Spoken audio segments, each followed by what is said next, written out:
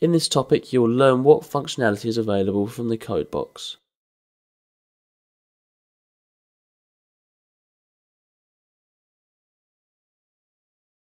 The code box sits inside the Developer tab and contains the tools you need to create and manage macros. After an overview of these functions of the code box, you will learn how to switch off macro security in order to create a macro.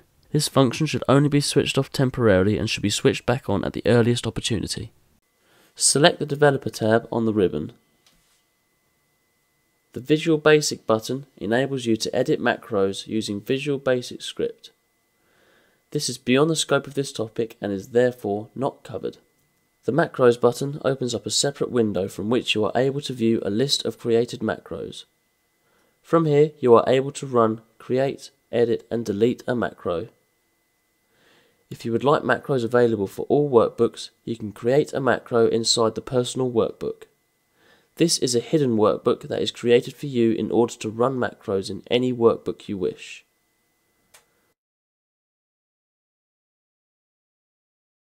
The Record Macro button is used to record a new macro.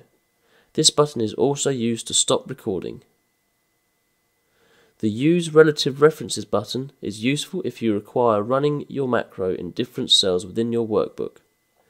If you do not enable this button, your macro will only work in the cells where you created it.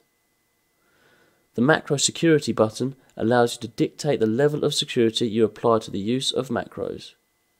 To set the security level temporarily to enable all macros, under Macro Settings, click Enable All Macros.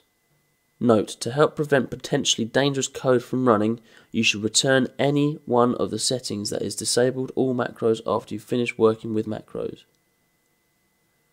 Select the OK button to save your changes. You are now ready to begin recording a macro.